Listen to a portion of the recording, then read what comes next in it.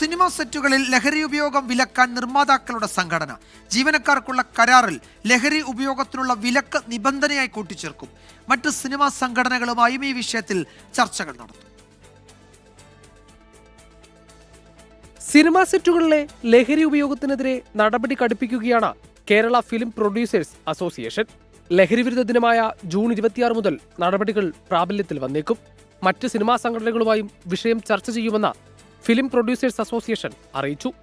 Cinema സാങ്കേതിക പ്രവർത്തകരുടെ സംഘടനയായ ഫെഫ്കയ്ക്കും താരസംഘടനയായ അമ്മയ്ക്കും നിബന്ധന വ്യക്തമാക്കുന്ന കരാറിന്റെ പകർപ്പും കത്തും കൈമാറി. അമ്മ ജനറൽ ബോഡി വിഷയം ചർച്ച ചെയ്യും. 24 മുൻപായി തീരുമാനം അറിയിക്കണമെന്ന് സംഘടനകളോട് അഭ്യർത്ഥിച്ചിട്ടുണ്ട്.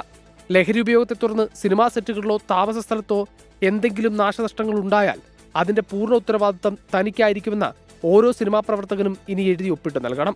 മെയ് 9 നർക്കോട്ടിക് സെല്ലുമായി നടത്തിയ സംയുക്ത ചർച്ചകൾക്ക് ശേഷമാണ് നിബന്ധന തയ്യാറാക്കിയത്.